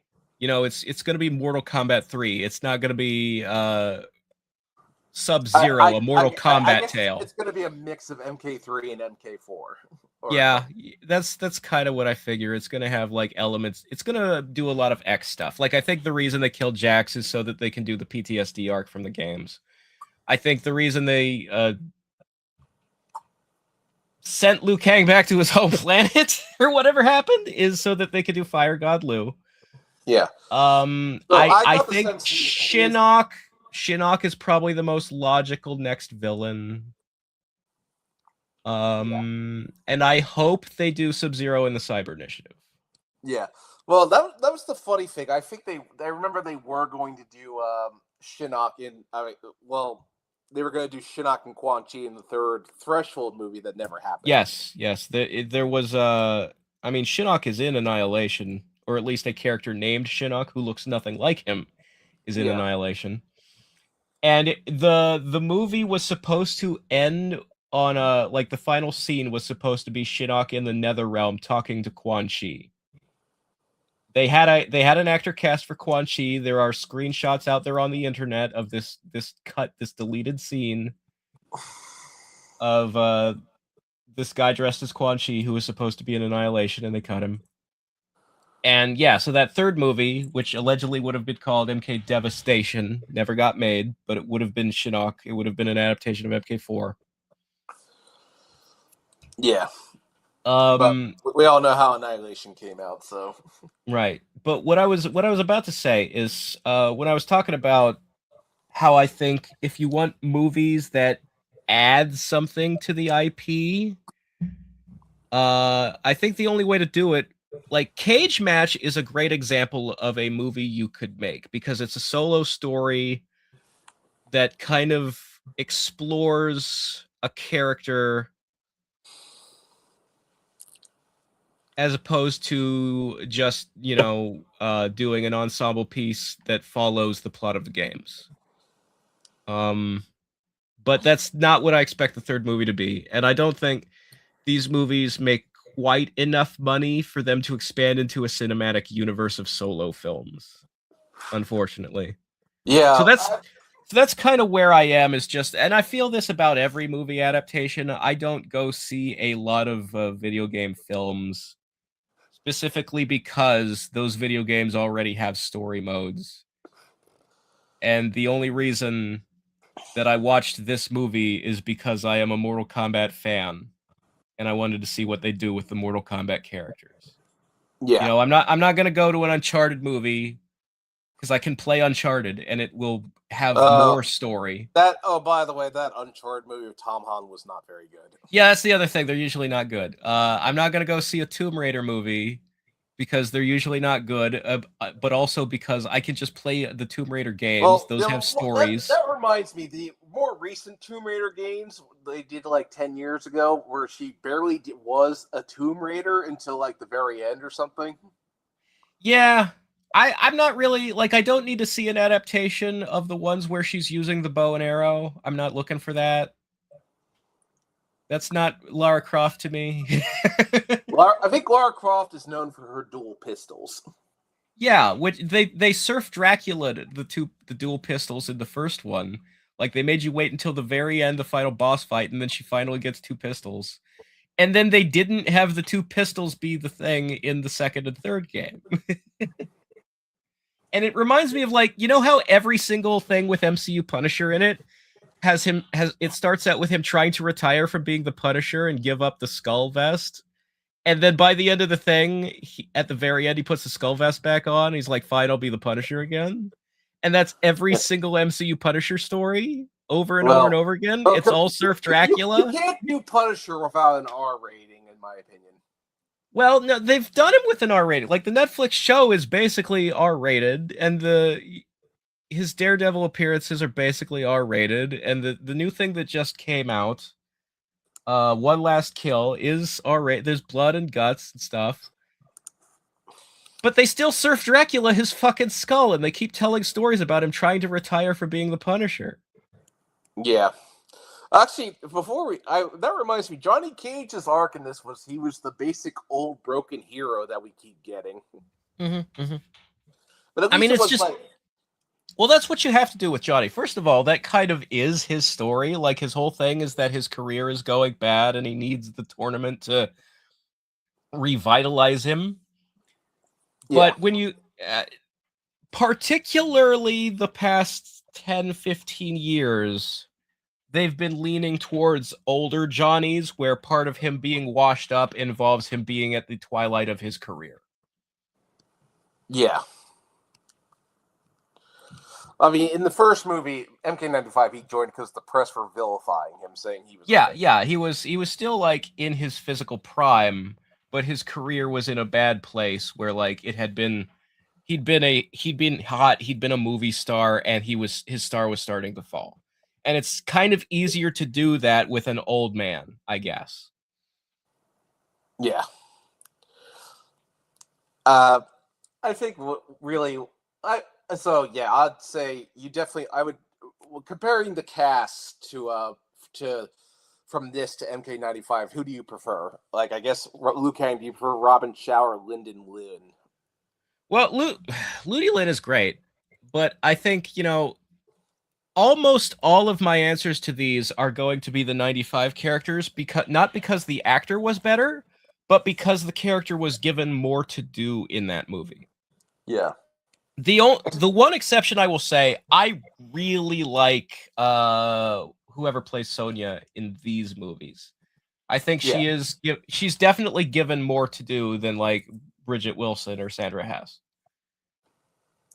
And as much as Bridget's like resting bitch face is an iconic part of the Sonya character to me, like her super arched eyebrows and pouty lips are kind of the first thing I picture when I think of Sonya.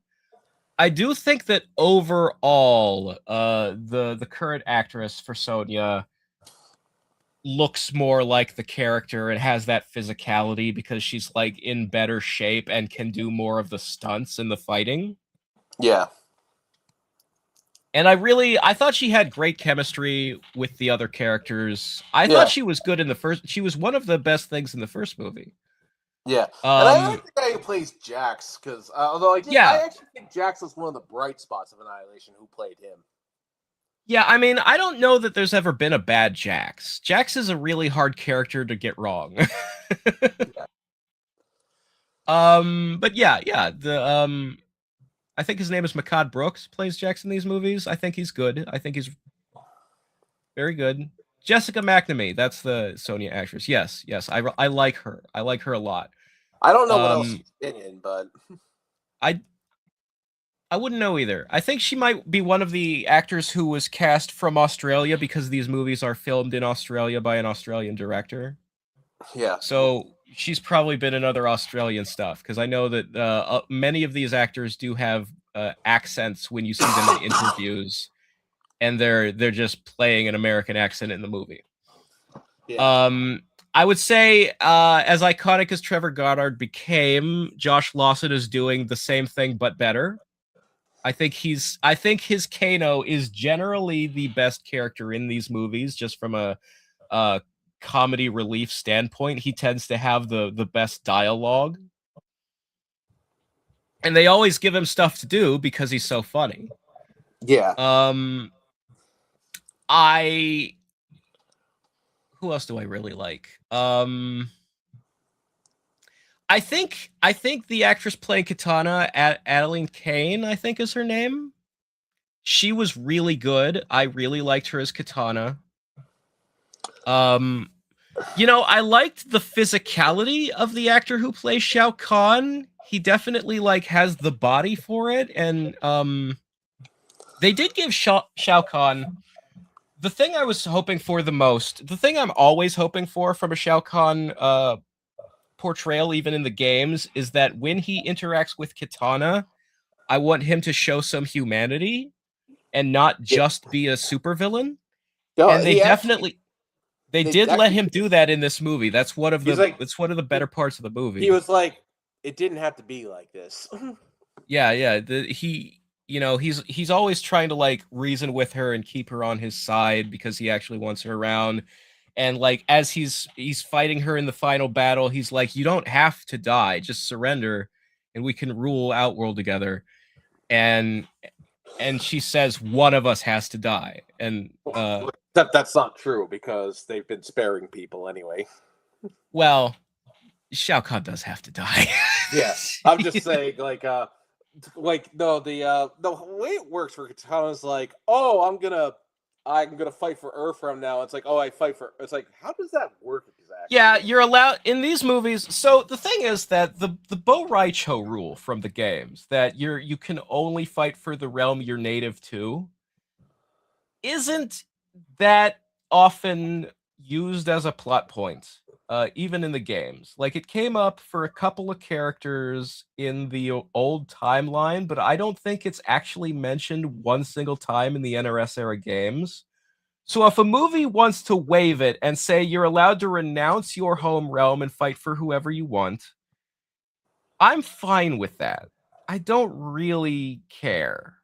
You know, it makes for a dramatic moment in the plot, and there's no reason that Katana shouldn't be allowed to like switch sides and defeat Shao Kahn.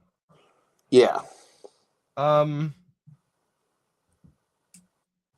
what I was saying about actors, I was rating each actor. So I like her as Katana. I like the guy playing Shao Kahn, but I think that they should have ADR'd his voice.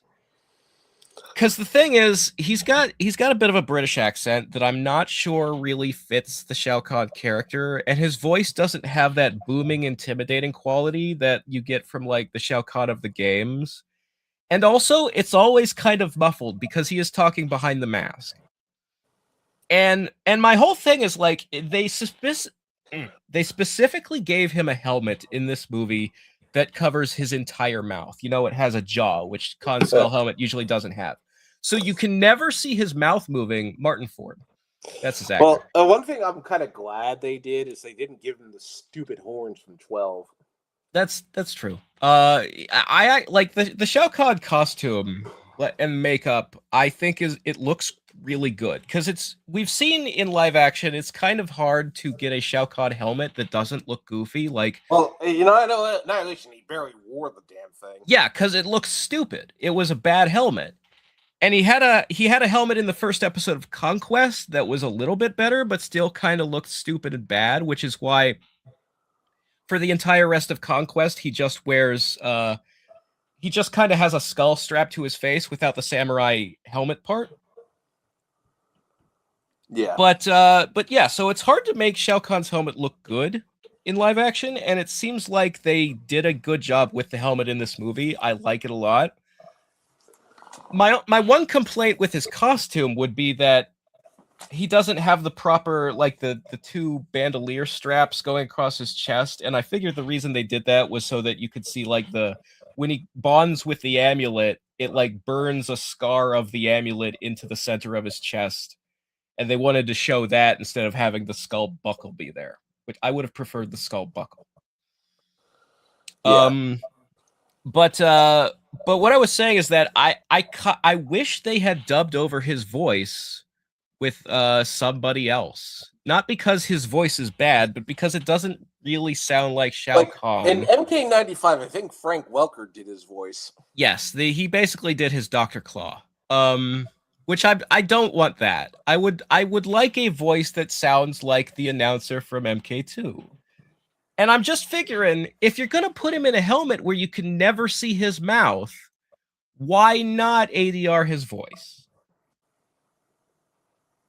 So that's where I'm at. And I think the actress who played Jade did a good job. I do wish she was like wearing a wig.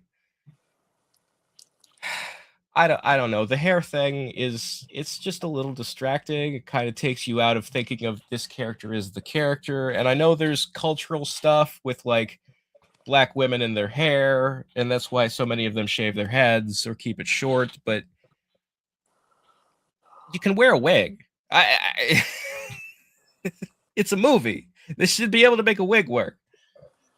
I think, when you're an actor, the definition of the word acting is pretending to be someone you're not. So different clothes, different makeup, different hairstyles that aren't your real hair, all these things are part of the job.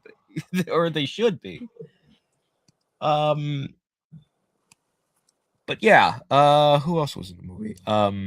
Quan Chi, not given a lot to do, but I thought his actor was perfectly serviceable for the part. Yeah. I was impressed by how accurate his makeup is, because Quan Chi is one of those characters that they tend to just go, okay, well, all he needs to be is bald and white, right? We can do anything we want with the tattoos, because who cares? But no, he actually, like, the markings on his face and stuff, they look like the ones from the games.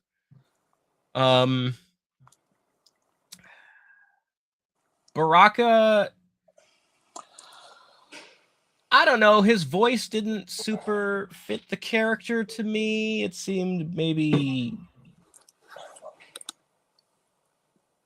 too deep, I almost want to say. Like, I typically picture more of a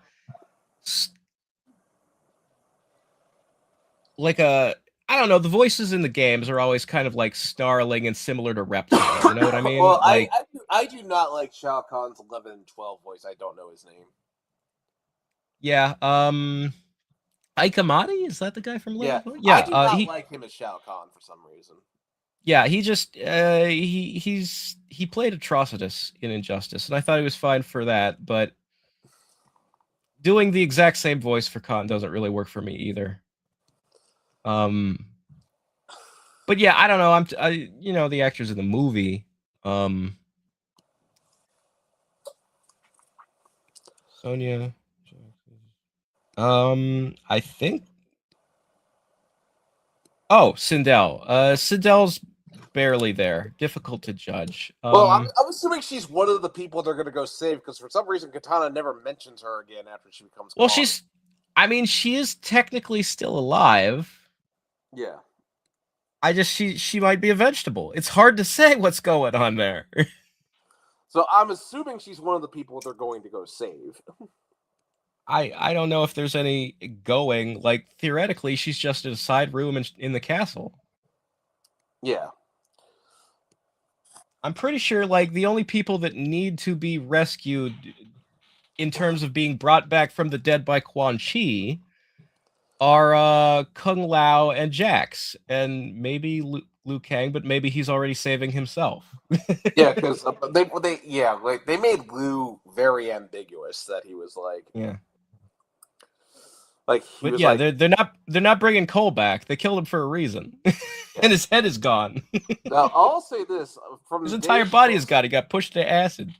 I think from the days of posting a Mortal Kombat online, I think Zaldun84 probably loved this movie. I wouldn't be surprised.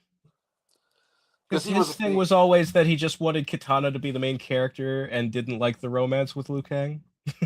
So this was probably made for him, really. Just about. But no, I don't know. I get why they made Kitana the main character and had her get the kill at the end, because the director was talking about, or the writer. I saw an interview with the screenwriter where he said, we can't, start a movie with Kitana's backstory and have so much of the movie be Kitana and then not have her be the one who defeats Shao Kahn at the end. It would just be weird. Yeah. I could see that. I can agree with that. I do like my own personal preference would be, could you find some way to have nobody beat Shao Kahn and Liu Kang like kind of beat him but kind of not, so that he can still invade in the next one? Because I really like MK3 and I want an MK3 movie. And yeah, but it's hard. Like if I was a screenwriter adapting Mortal Kombat and you have to work with what the first movie had in it, and there are so many goddamn characters, it's such a rock and a hard place situation. You know, it's so difficult. It would be so much easier if it was a series, but then the budget would be even lower. Yeah. But, I think this movie is going to, I think this movie, I think because it's a lower budget, I think it doesn't have to do much to get a profit. They've already greenlit a third one even before this movie came out. Yeah. I mean, I think, the first one did good numbers despite being straight to streaming during the pandemic and a terrible film. So I think people really want to see these movies. I think they want to see any Mortal Kombat movie. Yeah. And I think the numbers are going to be even better on this one. How could they not be? It's a better film. Yeah, I think good word of mouth should carry it. Yeah. Yeah, I'm actually really, speaking of video game movies, I'm really curious to see how they do the Zelda movie next year. That'll be a challenge. And I'll tell you one thing about this movie that really impressed me is that typically in Mortal Kombat media, people want to see fatalities so badly that characters who maybe shouldn't be killed are chosen to be killed, just to get as many finishing moves into the thing and as much gore and blood and violence into the thing as they... In this movie, I feel that they chose the right people to kill and that they used fatalities judiciously, like they showed some restraint. And I like that they didn't overdo the revenants. There wasn't that many. Yeah, no, it's just I mean, it's just Sindel and Kung Lao. They brought back 4 people from the dead in this movie, if you count Sindel, who starts the movie undead. They brought back Kung Lao, Kato, and Noob Saibot. And Kung Lao is the only one who's really a revenant. I mean, you could call what Noob Saibot is a revenant, but he's his own form of undead. Well, he's a supposed to be wraith. like It's a wraith. Yeah. Yeah, Well, it's a whole thing. It's a whole. It doesn't really matter. Spectre, Noob Saibot's a wraith. That's how they're supposed to be. But yeah, so they showed restraint with the killing, and they chose the right people to do a fatality on. Like, I think if you want to do Jax's Exit 11 story, killing him makes sense. I think how they got Liu Kang out of the movie makes some kind of sense. It's ambiguous, but it'll make more sense in the next one. You can tell it's one of those kind of things. Because I think next movie he is going to be the main hero. And then, in terms of that Sindel's already dead, so you can kill her and bring her back. Again, it doesn't fucking matter. Noob Saibot, you don't really see him die, and he's already done dead, so that doesn't super matter. But you gotta have Quiet Lang in the next one. You really do. Yeah, I hope so. I'm just saying, like, I think Mortal Kombat stuff is usually plagued by needing to have, or that people feel they need too many fatalities, and so they end up killing people they shouldn't. Well, I think they killed the right people to tell a coherent story. Yeah, I think actually, well, one of my upcoming video, I actually have a section called "Violence is a Double-Edged Sword." I got about 20 minutes left to edit, so it should be done by the end of the month, actually. It's going to be a pretty big video. It's a pretty big video. It's almost an hour long. Yeah, you've been talking it up a lot. Yeah. Yeah, I think next time I talk to you, I wanted to be after that video comes out, because I'd like to get your thoughts.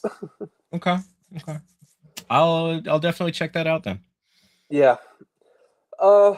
It's like there's a little, I don't want to give too much away, but there's a little bit I'm proud of, like that I think is really funny, but you'll have to see it for yourself.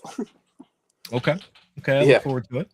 Yeah. But this video was written well before I saw this movie, so this isn't taking that into account. Gotcha. Yeah, because it was like, I really should have played those games like during November and December, and then edited it during the winter when I had no work, because I would have had more free time. But that's the breaks, I guess. Yeah. But overall, I guess we'll wrap this up. I enjoyed the movie. There wasn't much story, but it was fun. It was dumb fun. Yeah. I think that's the thing overall, is that 7 out of 10 is a pretty good score. Yeah, considering it wasn't a complete train. That's the thing, is you go into this thing with such low expectations because the first one was such a piece of shit. Yeah, it was. But they really impressed me. They really made a Mortal Kombat movie. I'll give Ed some props. He actually helped fix this one a little bit. That would seem to be the thing. He seems to have had like a slightly more hands-on role as like a producer and a consultant. Yeah, he actually kind of steered them back towards the games and not doing their own thing. But I also think it sounds a lot like so one of the reasons the first one was so bad is because a lot of the, the Cole Young of it all, and the structure of, I don't want it to be a tournament because the 95 one was a tournament and I don't want to just remake the same movie. A lot of those directives were from one specific producer who was very hands-on with that first movie, named Todd Garner. And it seems like what they learned from that movie and the response to it was, don't listen to that guy. Yeah. Actually, listen to what the fans wanted, and you'll get a better product. And so a lot of that, I think, was naturally going to happen with or without Ed, but having Ed on board certainly can't hurt.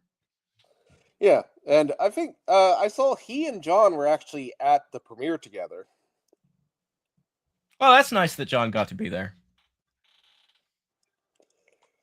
I wonder what he's doing now, because he was like, There was like 5 years there where he was supposedly working for WB Games San Diego or something, which was a new studio they opened up to do mobile stuff, and then that studio never made a single product, and now it's closed. Yeah. So I have no idea what John Tobias currently does for a living. I don't know. I think what I would like MK13 to be would be Ed and John doing MK1 through 4, and the story mode is just you pick a character and you play through that story's events as that character. That's like if you have I think that would keep Ed happy with the character chapter format, and it would also flesh out the story better. I don't know. I like that idea, but I think 1 through 4 is a little too much content for once. For all at once. I think what they should do is if they're going to go back to traditional MK because the new era isn't particularly well received. People kind of want their MK characters to be recognizably as those characters. We don't want Sub-Zero and Scorpion's clothes. Yeah, I don't need Kuai Liang as Scorpion. Especially, so they turned Bi-Han into Noob Saibot. So in the sequel, is there not going to be a Sub-Zero? I think Don's plan was to have Hanzo be Sub-Zero in the next one. Stupid bullshit. Just musical chairs. No, I hope if they, in some form or fashion, go back to a more traditional looking Mortal Kombat with 13. That they either choose to stop retelling old stories and just set it after Deception and Armageddon. Well, there's that meme. Or, I've seen the meme where it's just like, it's a picture of Deception Sub-Zero, and he's going, "You finally woken up." And then it lists a bunch of, Armageddon, Revenants, Chronica, Timelines. What are you talking about? We have to go defeat the Dragon King. Yeah. Just start the joke is, what if you just started the next game that way, and then we could go back to Deception and Armageddon. I would, that would be my pick, that we don't need to keep making remakes, because people seem to be getting tired of that. Well, Star Fox is now on the 3rd remake of Star Fox. It's actually the 4th, because 64 was itself a remake of 1. Well, here's the thing. I think with Star Fox, they have the problem of, they kind of peaked with Star Fox 64, and that was hard to top. But what I do like that they're doing, I like that they're actually fleshing things out in this remake. That's true. They're adding more cutscenes and content to it. I actually like the scene where you see what happened to Fox's father, because I was like, oh, that's actually pretty cool that they did that. Yeah, it's nice to have like a fleshed out story mode. But yeah, I think people seem to be getting antsy about the idea of like, I don't want to see Shang Tsung's tournament again. We've seen it so many times, and I get where they're coming from. But if you do want to reestablish the old universe or establish a new one that looks like the old one, the way 9 did, and you're going back to MK 1, 2, 3, however, the arcade era, if you're retelling that, I think what they should do is just do 1 and 2. And then you can make 3 the Chaos Reigns, the Aftermath. You could make that the DLC expansion. And you can also do 4 as an expansion after that. I don't think... So they've never done 2 stories in expansion. And I don't think that 4 is as connected to 1 through 3. I think it should be its own standalone story. It's too much content. They'll never actually get there. Do 3 as the Chaos Reigns, and then actually do... and the next one you could do 4, Deadly Alliance, Deception, and Armageddon. However you space it out, I think they need to take more time, which is why I just want the main story mode to be like 1 and 2, and then 3 is the expansion, because that way you get like 9 was MK9 story mode. If you cut out the fights and it's just the cutscenes, is 2.5 hours long. That's 3 games in 2.5 hours. Yeah. Now, if you look at the story mode length of all the games, X is also about 2.5 hours. Yeah, they're basically the same length as a movie. 11 without Aftermath is about 2.5 hours. The Injustice games are about 2.5 hours. The interesting thing is MK12 is a little bit longer. I think it hits 3 or 3.5 without Chaos Reigns. With Chaos Reigns, it's like 5 or something. It's pretty beefy. So if we are getting longer, but we also, 9 is too fast, and it doesn't really give you enough time with the characters and flesh things out very well. So if we were ever to go back and do that again, I just want the story mode to just be 1 and 2. Don't put 3 in yet. Do 3 as the expansion. And that way you can spend more time fleshing things out. Because if you're not adding something new to a retelling, then there is a feeling of like, what is the retelling for? I've already seen this before. What you have to bring something more to the table each time. You have to make the juice worth the squeeze.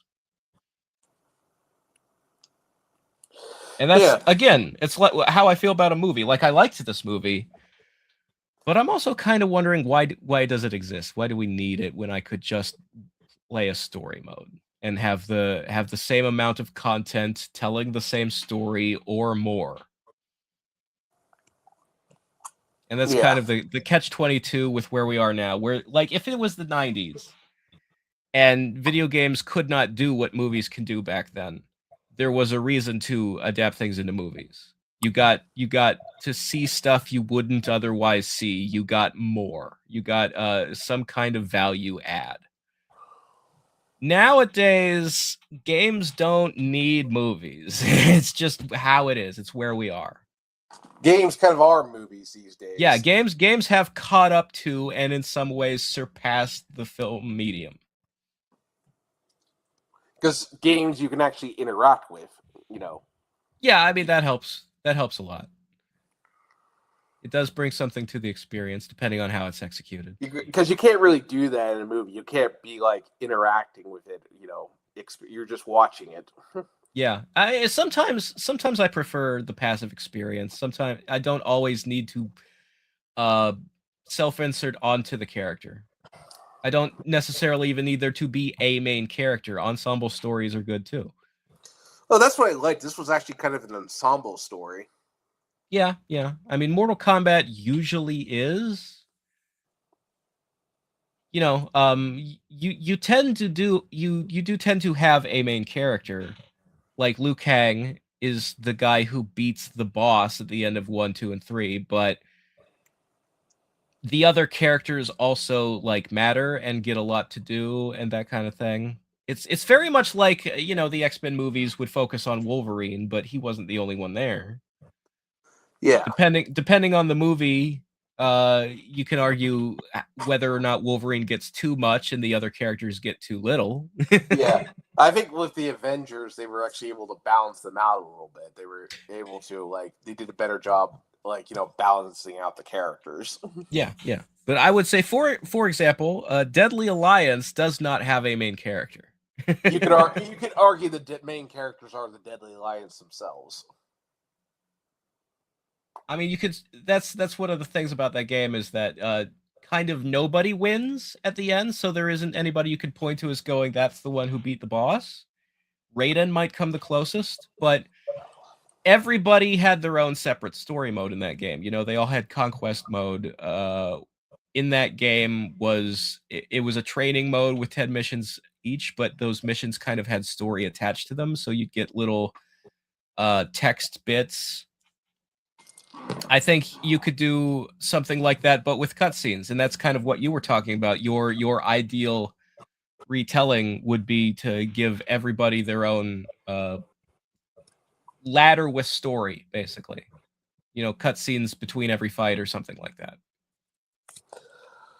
Yeah. Excuse me. Yeah. The overall, I think that's yeah. I was pleasantly surprised with this movie. I think that's how I'll finish up. How about you? Yeah. I think we've covered everything there is to cover. I think we've maybe belabored a couple points. Yeah. I do like to ramble. We have a habit of not shutting up. Yeah. But well, next time I talk to you, I guess we'll think of something. Well, it'll be after the video comes out because I only have about 20 minutes to. I can't. I gotta redo some audio bits, but I can't right now with my voice being like this. And I gotta make little things for like chapter like backgrounds like for the titles because it's like so I still got some work left to do on that video, and I don't get much time to because I work.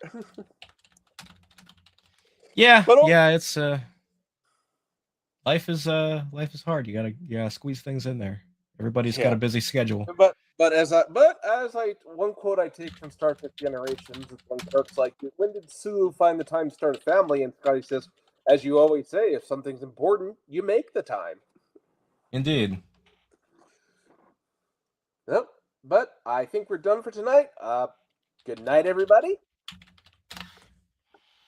Yep. See you later, nerds. Yep. See you later.